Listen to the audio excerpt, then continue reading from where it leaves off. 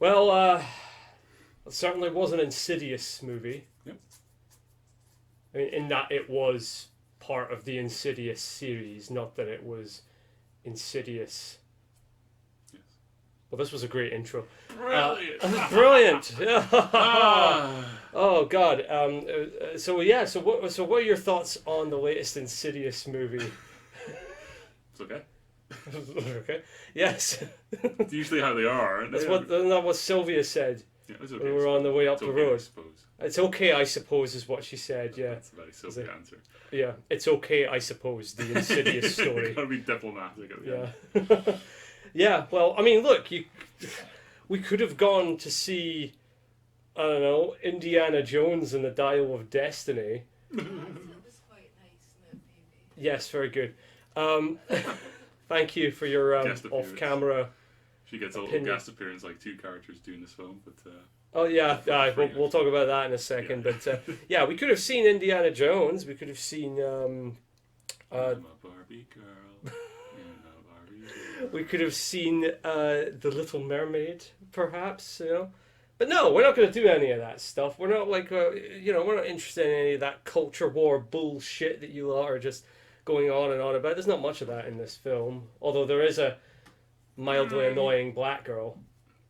They don't pick up her race. Yeah, They and don't- yeah, she's not the worst. I'll say she's not the worst, and it's not because she's black. Okay, it's because No. she's a woman. No, It's because she's a millennial. it's because she's a millennial. Yes, that's true. We'll get to her, obviously. Yeah. So, I don't really know where to begin with this because it's really just it's more of the same. It's more to say it's quite tied to a few of the other ones, like the second one. Because it was very much tied to the second one because Let's actually jump back a bit. Let's see what we thought of the other ones. Because the first one is kind of a generic movie. yeah, it is. It is. I remember when it came out, and Insidious was like one of those movies that people, oh my god, it was scary, and then you watch it, and it's like this really isn't that scary. It's mostly and you know when it's kind of tenuously related to the Conjuring series in that it was created by the same people, you know, like your James Wan and Lee Wannell, and it's really kind of the same sort of shit. It's like you're just like people hearing noises and then wandering around an overly spacious area for a while until eventually something jumps out and shouts boo at them, and it's what it is. Competent made movie, but it's basically The Conjuring. It's like in what has been joked about, like the gigantic, spacious, luxurious house. That's really more James Wan's sort of thing. Like you watch *Malignant* and you watch *Insidious* and like everything is just so spacious, and it's largely it is because he likes to do these sort of tracking shots and this kind of these kinds of camera movements. And I imagine that having the large space lends itself a bit more to that camera technique. So that's really it.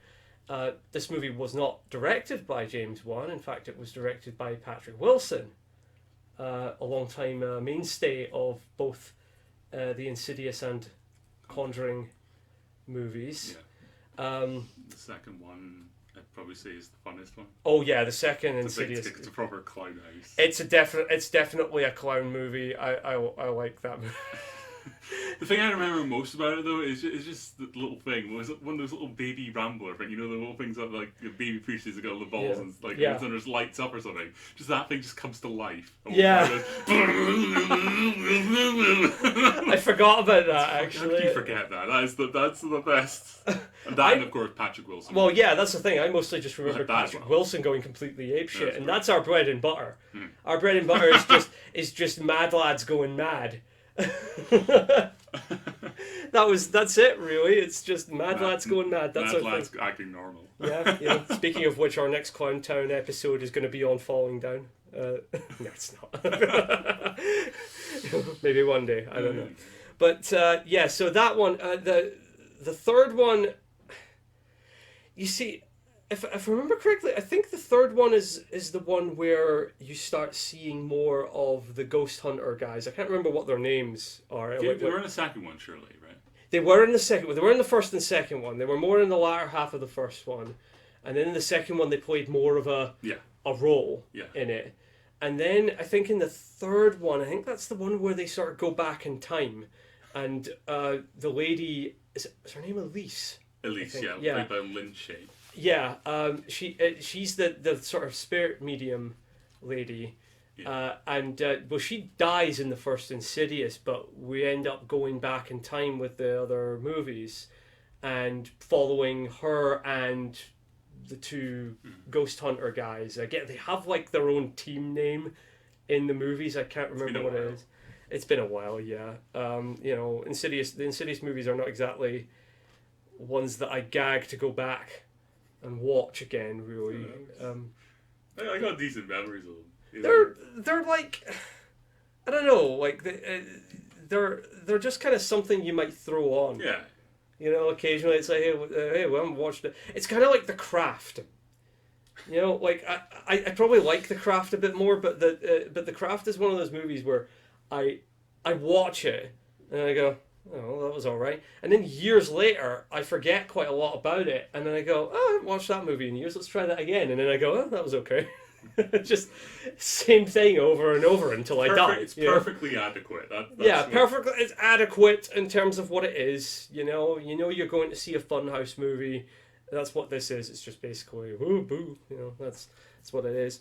I don't remember much about 3. I remember it being kind of dull, to be honest. I think it's just another generic family. I think we just liked it because of the ghost hunter guys were kind of front and center. That might be it. Yeah, you know? It was really mostly just kind of generic. Family encounters supernatural evil sort of thing, except they're in an urban flat this time instead of like a suburban house.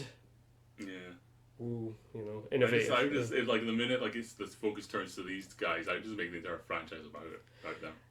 Yeah, like they were a bit more fun. They could be a bit more fun. Like they could be a bit more silly, but but you know that is the thing. Like when one of the reasons I think we liked 2 so much was partly because they were more of a presence in the film.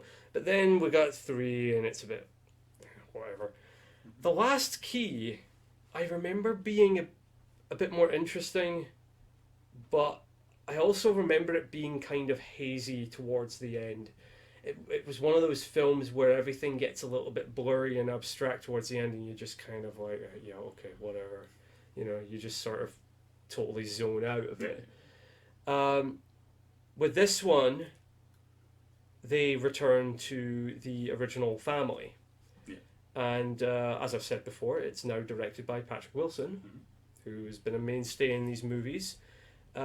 He does a fine enough job as a director. Yeah, it's funny when you find you look on certain people's careers and you find out like they directed something, and it's usually something like that. Like it's in the same kind of quality level as this. It's just like they just wanted to try it out. Yeah. You got Eddie Murphy directed Harlem Nights, and it's a reasonably directed film.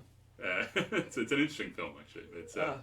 But it's like the directing is just like it's perfectly adequate, and you can imagine the person who would just give more screen time to other people and all that. You know, just that's a way of thinking. You know, just yeah. You know. Yeah, exactly. Oh God, what was it? Like Bill Murray did a film. Did he? Can't remember what it's called, and it's also perfect. It's a really funny film. But it's a really just direction wise, it's perfectly. Yeah, probably one of the more I guess famous examples of an actor maybe like branching out and directing and just doing one movie is what was his name? It's Charles Laughton or something. Charles Laughton.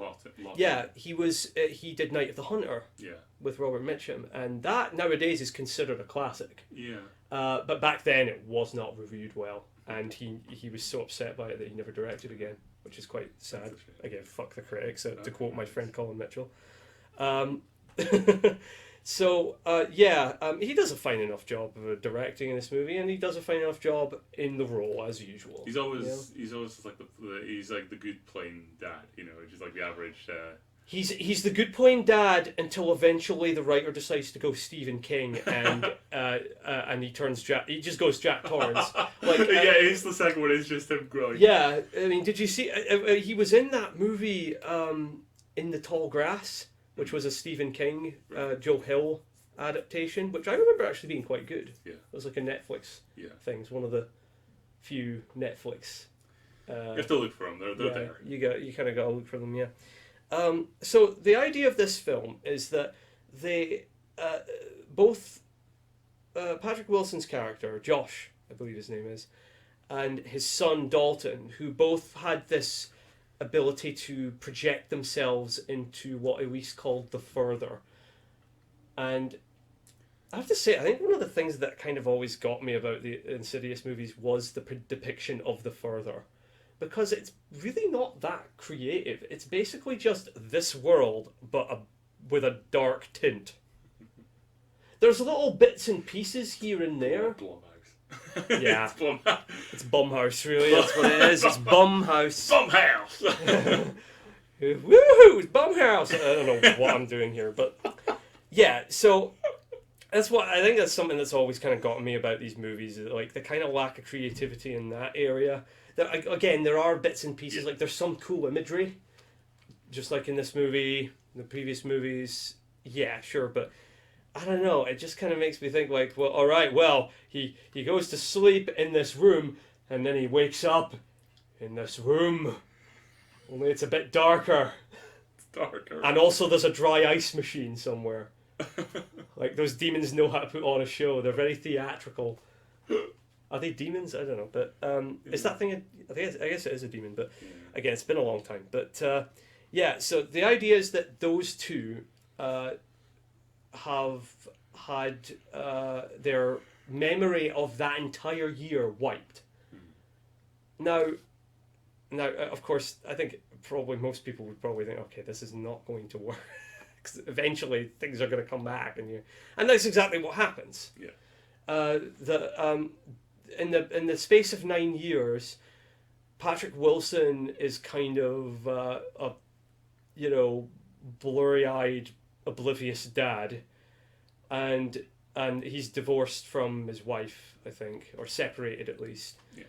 And Dalton himself has become a school shooter. I mean, he looks like he's one. trench coat away from being. Yes, he's one trench coat away from being a school shooter. Yeah, but yeah, he's like disaffected, like just kind of mopey. Yeah. Massively mopey. Oh, very mopey, extremely. He kind of makes me think of the teenage boy from the movie Little Miss Sunshine. Except I don't know, there was more character there. In Little Miss Sunshine, it was just kind of like it was also funnier, but. But yeah, this movie he's just kind of this mopey little shit, and like his father ends up driving him to his college where he's now he's going to a liberal arts school, and that doesn't go well because they have an argument and they both say some true things at each other and everyone gets a bit ass mad, and. So he drives off, and so basically weird shit happens. The initial sort of catalyst for Dalton would be when he goes to his first class with this really pretentious. Yeah, it's really pretentious, like intimidating. So just you look at it's a picture of what like ethnicity like. Where's she from? It was just like her. I don't know whether she was maybe like South American or South Asian. I don't know. I can't remember what her accent was like. She's walking her like this refined like dress, like I can't remember the stuff she said. Any fool can learn technique. Yeah, it's apex art t-shirt. Yeah, you must reach down inside yourself. We must.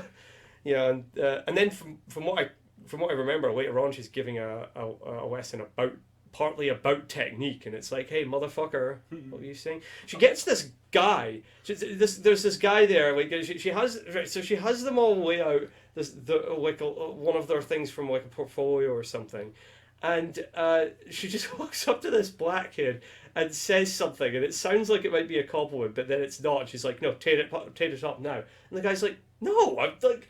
I'm guessing her thing is like, it says it looks like this one is drawn from a photo. And she's saying like, yeah, it just looks like you copied it. I'm guessing that's kind of what she's... That's not what she says, though. It's just kind of like, oh, it's just technique. It's all just technique. It's nothing, like, there's no emotion behind it. It's not raw.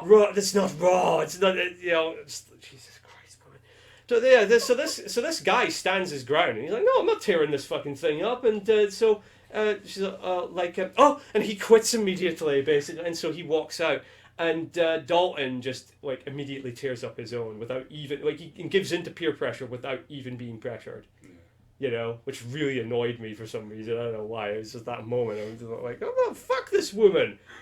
No, fuck this fucking pretentious cunt." Anyways, but yeah. So, but it's but it's a good Scottish word, you know.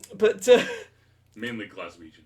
Yeah, they use it like every second. That's we'll use it sometimes. The Glaswegians are the Australians of Scotland. That's true. Are the Australians the Glaswegians of the world then? I don't know. Anyways, yeah, the catalyst for she's like, you must find a memory deep down in yourself and then just draw it, let your hands move and everything. And then he does, and well, yeah, it didn't go well. No, it didn't go well. He draws a door, and it's a bloody door. This might be the red door from the title of the film. It's quite possible. Then after that, it's really just a question of cutting between the two characters. And see, part of the issue is it's mostly just them rediscovering stuff we already knew. Yeah.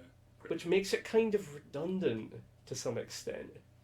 You're just kind of like, well, they forgot a bunch of stuff, and now we as the audience have to watch as they are caught up with us who have seen the other films. Yeah. Yeah, well, because the whole thing is, like, it goes straight to the end. It's the fact that, like, yeah, like, the kids never really got over their dad going Jack Torrance on them. Yeah. I mean, that's not an illegitimate path to go down, obviously not, no. It's really understandable. But, I mean, you maybe could have done something with that instead of doing this, like, wasting half the movie, if not more, in, like, having two of the characters remember shit we already know. So yeah, that's really it. That we just sort of cut between the two characters. Dalton gets a friend. The most millennial character. Yeah, that's the problem. Her writing is just very, very literal in how she talks. Yeah. I don't hate her. I didn't hate her. No, I didn't. But she is cringy. That's and you can say like, well, I guess it's pretty real. I get to it. I suppose you gotta take certain liberties, but yeah, she's not that. But she's kind of quirky, like kind of weird on purpose. Yeah, that's the thing. It's like, and see, that's the trouble. Is like that's what it is, right? It's not that the character is weird, like they're a weird person. It's that the character is weird on purpose. Yeah. That is what it is. That's the crux of a lot of like bad millennial writing. It's just, oh, aren't I just quirky and weird? You know, instead of just being quirky and weird. Yeah. You know, it's fucking, you know, it's better to like be Luna Lovegood instead of just pretending to be Luna Lovegood. Exactly. You know, she is actually weird. Yeah. You know, we're going back to Harry Potter here. You know, just, we'll get there eventually. We'll get there one day. Yeah. So, but like I said, she's not that annoying. She could have been way worse. She at least like brought a bit of levity to it. Yeah. I was happy like to have that because Dalton's a bit of a moody fuck. Yeah, Dalton is a moody fuck. Like, just Dalton plays that Nirvana song that played in the Batman all the time in his head. It's just like yes.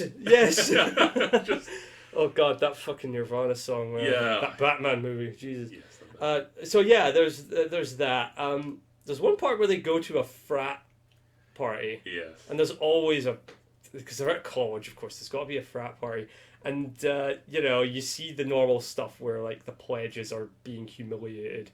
They're dressed up like babies. And it's, okay. There's one guy called Nick, and they keep calling him Nick the Dick. I don't know whether he's meant to be gay or not. I think he's bi, or pan, or saucepan. I don't know. Yeah, yeah, he has this cringy speech while he's dressed as a baby. Nobody cared about him. Nobody cared about him, no. Not one fucking person. You saw him later on with, like, where he was just standing in the bathroom, like, looking at himself in the mirror and whatnot, and he had, like... his hair was like a weird sort of. It kind of reminded me of the Zoomer perm, but it wasn't quite it's the like Zoomer it perm. flows upwards. Yeah, it sort of yeah. It's like there's nothing on the sides or anything, but it just kind of goes up in this sort of column. It kind of made him look like a cockatiel. Yes, that's what He was just broccoli. broccoli. Yes, he looked like broccoli. He is broccoli. Looked like gay broccoli. That's what it was. Thankfully, he didn't see a lot of it. Yeah, he was in like 2 scenes. It was there was that bit where they were inside. They're inside Nick the Dick's fucking bedroom, and then like Dalton has some kind of weird video. You'll notice that we're not talking an awful lot about the actual horror sequences because that is like what percentage of this film? Yeah. It's just mostly people walking around and then seeing something weird and then going ah, and then they wake up, back into the real world, which was just further, except there's no dry ice machine. So I'm not really talking about that much because there's not much to them. It's just kind of that, and so she, I don't know, like there was a back and forth between. Chris was her name, the millennial black girl, Chris and Nick the Dick, and he says something, and she's like, oh, I'm more into Kick the Dick, and he had plenty of time. Like Nick the Dick, he could have said, "Kick the Dick." Does that? Oh my God! No, like she kicks him in the dick, and then they run away, and it's. He didn't even do anything. The dude wasn't even threatening them. Yeah. Like, I think he just wanted you out of his room. Yeah, well, he did insult her. He did, yeah, but yeah. Like, what is this? Like, yeah, aye, mate. Right, cool. Yeah, that's very funny. Yeah, we're leaving now. You can go and get fucked in the ass by these 2 dudes here. I think that was what was going to happen. See, I never actually picked up on this. But yeah, like there was these 2 dudes behind him. I think they were dudes. Yeah, I remember the 2. And there was a suggestion that they were going to have a threesome, I think. So I think he was going to get spit roasted. Yeah. I mean, it's not like his dick was going to work after that crack to the nuts. So, well, he's still got 2 working holes. It's fine.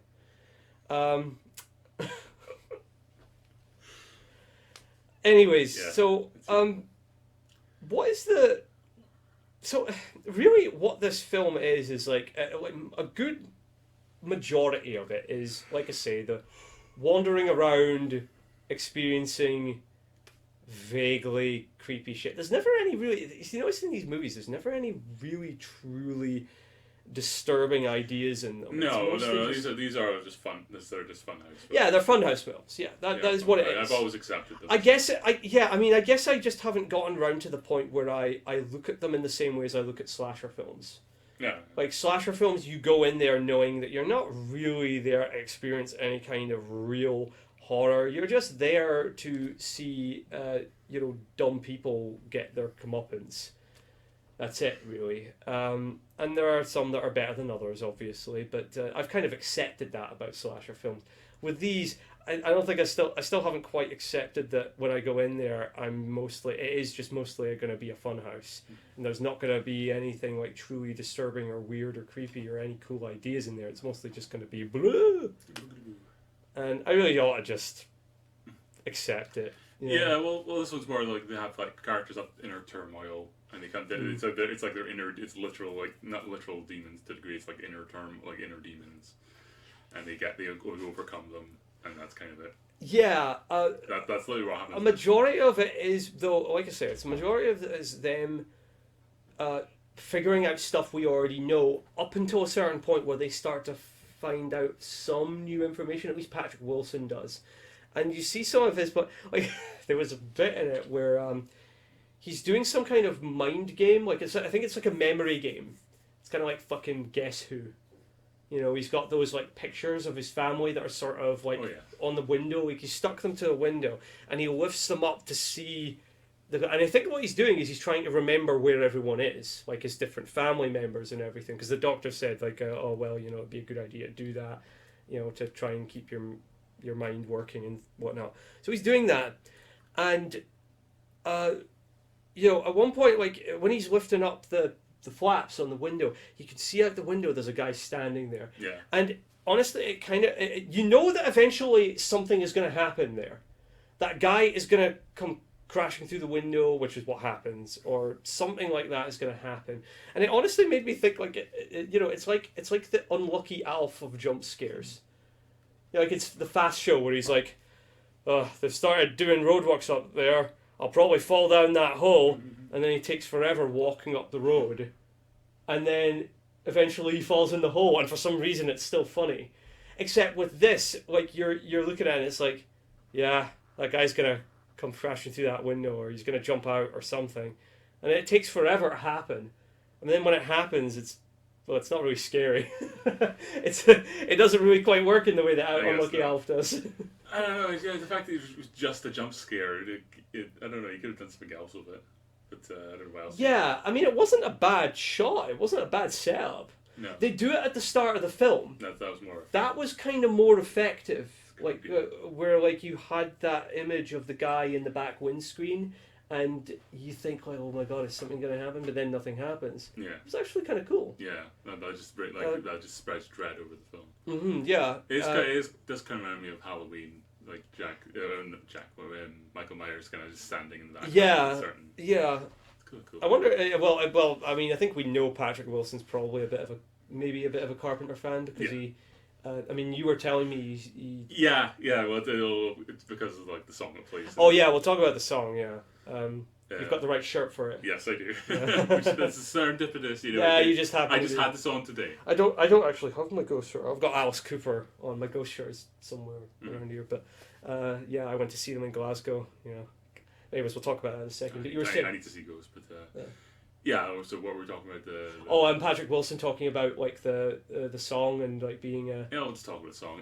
But yeah, because the Ghost play a cover of "Stay" by Shakespeare's sister. Yeah, like I didn't. You see, I think what you were saying up the road that like Ghost are quite good at that, where they sort of cover stuff. They cover stuff that fits their theme. Well, they can do other stuff obviously, but they obviously like to do things that like they can add their thing. Where they do stuff like Jesus, He Knows Me. Usually stuff like involves like religion, like ghosts, like the dead. Just something creepy sounding like "I'm a Marionette" by ABBA.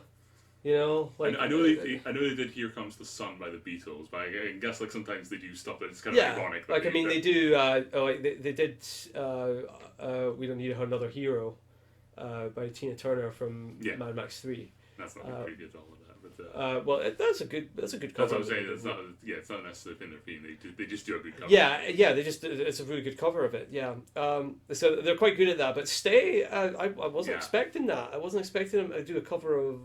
They do a lot of things from all over, like Britain. That's something that that's the thing. That's something that gets me about Ghost. Is like, I mean, I first got into Ghost because of like I was on a doom metal page somewhere, and every other post was someone complaining about Ghost, and I'm like, okay, let me check these guys out, and I go and look, and it's like there's all these people saying like, oh, they're not real metal and everything, and then you listen up, and it's like they're not really. I mean, yeah, they're not really metal, but the first album is somewhat metal. Yeah, the first album is kind of Black Sabbath, but it's still kind of got like some of that kind of pop sensibility that they've got in that. It's got like they've got pop sort of tones in there. Like they've got a bit of a power pop thing about them, and a lot of later albums. They're kind of like Blue Oyster Cult. Blue Oyster Cult, Black Sabbath. Yeah, sort of you got Black Sabbath, you got Blue Oyster Cult in there, you got quite a few things in there, you know, they're a mixture. Yeah. You know, so, eventually got off that page because it was fucking cancer, but yeah, this was it was probably the best thing about the film, to be honest. Probably. Yeah. It probably is, and Patrick Wilson, of course, does some vocals on it. Yeah. He's very good. Yeah. And you were saying that he was talking about... Yeah, I read an interview talking about like because he wanted to make it like a song not quite like Dawkins, like Dream Warrior, where it kind of just feels like separate from the... It's like, I mean, Dream Warrior, if it were done on this film, it probably would... It'd be kind of amusing, but it would be, you know... Yeah. But, no, and then he said, what was it? Like, he's the second director to have sung a song in a movie. The first being for a movie that he directed. Yeah, it's John Carpenter. And it was Big Trouble in Little China. Yeah, Big Trouble. in little China.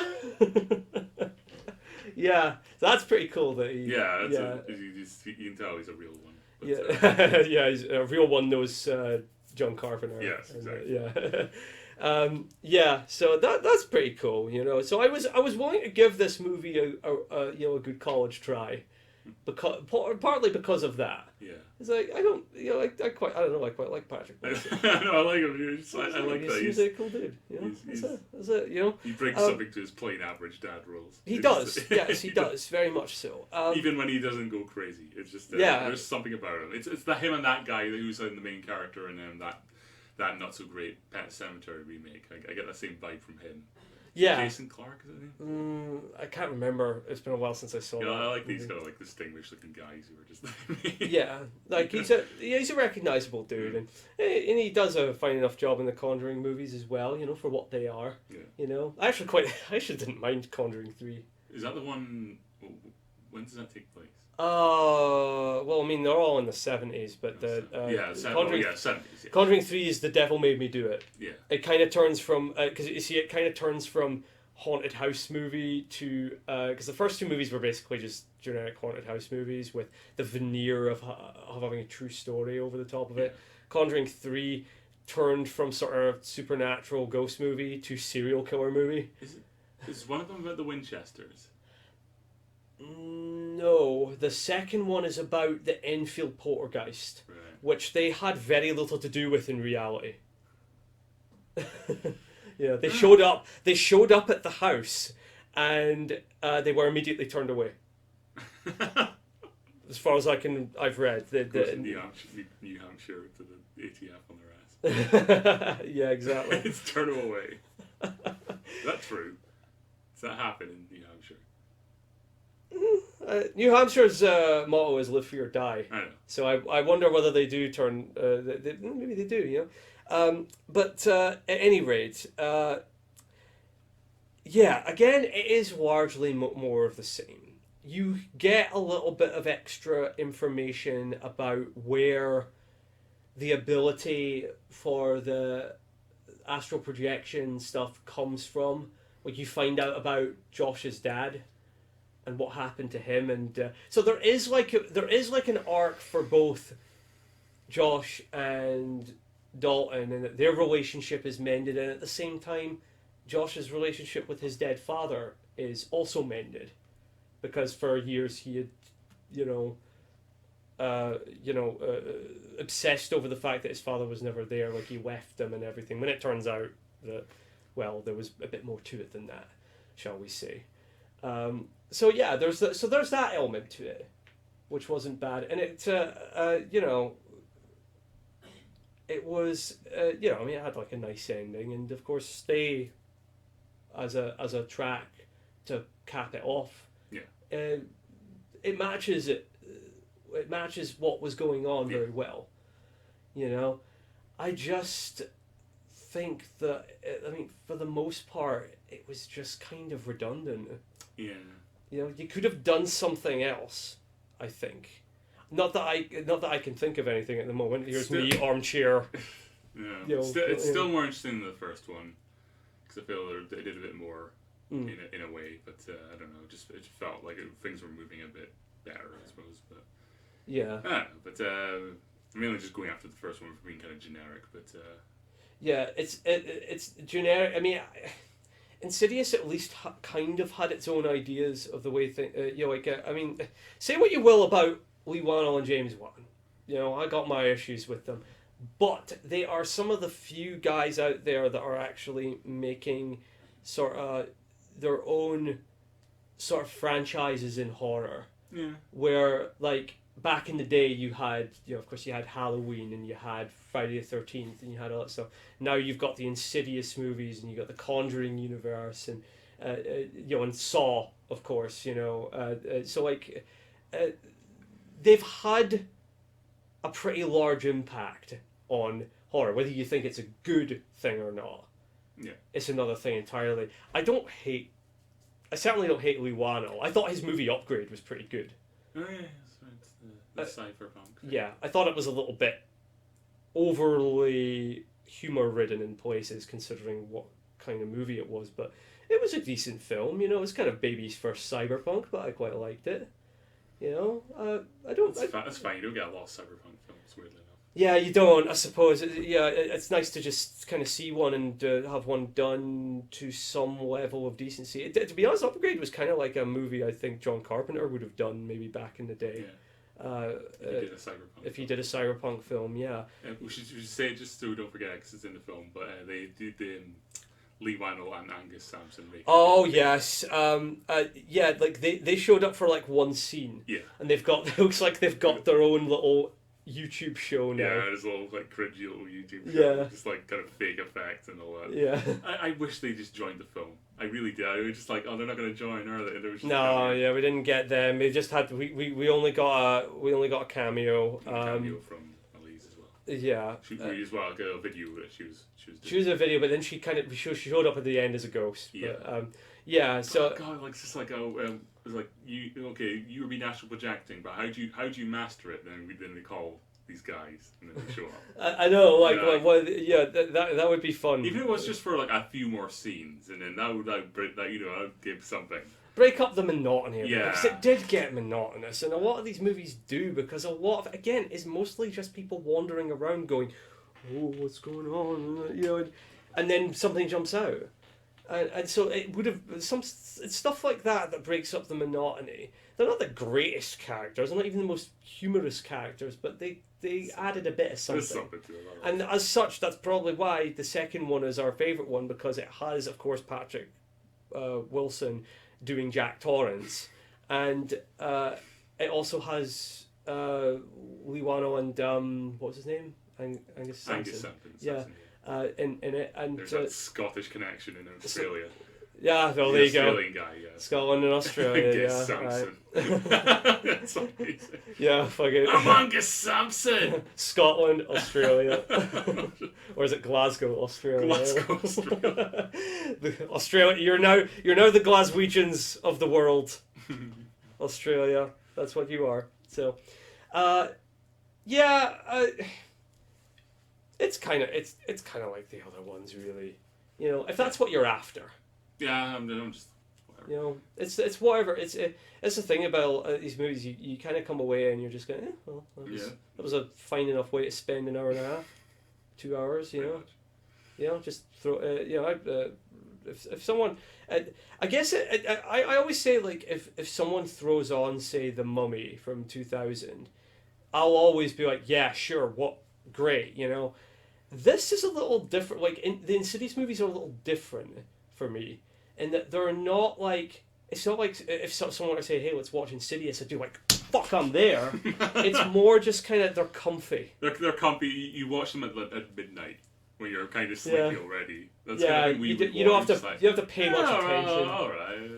Yeah, you have to pay much attention. We would violently like say, "Oh, it's not that good," but it's just like we'd be like. I might have when I was younger. Like, I might have been I probably would have been that guy that sits and watches one of these movies, like, if I go to a party, as if I'd ever go to a party, and, everyone else is sitting watching this film, and all the girls are like, oh, it's scary, and I'm like, pfft. You fucks ever see, like, The Shining, or The Exorcist? Or... You were always bigging up Kubrick back in the day. Yeah, I was, yeah, so, yeah, but nowadays I'm just kind of like, yeah, sure, whatever, this is kind of... It's comfy, like I say. So yeah. Well, that was Insidious, The Red Door. I mean, it was no Indiana Jones and the Dial of Destiny. That's fair. Or anything, you know. I mean, I imagine this film will probably make back its budget and more. Yeah, that Blumhouse. That Blumhouse, yeah. Jason Blum is is kind of a genius, like a low tier genius in making the capital. He does just make these tons of these low budget films, and then just he can fund maybe even like a properly good film. Well, you see, that's the thing. It's that it's the old school, like, the horror movie kind of thing where you're it's like, yeah, we can make a bunch of these films on the cheap, and some of them are bad. Well, quite a lot of them are bad, but some of them are quite good as well because they've got cool ideas, and it's a money making scheme, like everything else, quite frankly, you know. And so he made something of it, Mr. Blumhouse. I salute you. you know. What do you call it? The best film I've seen from is probably Whiplash.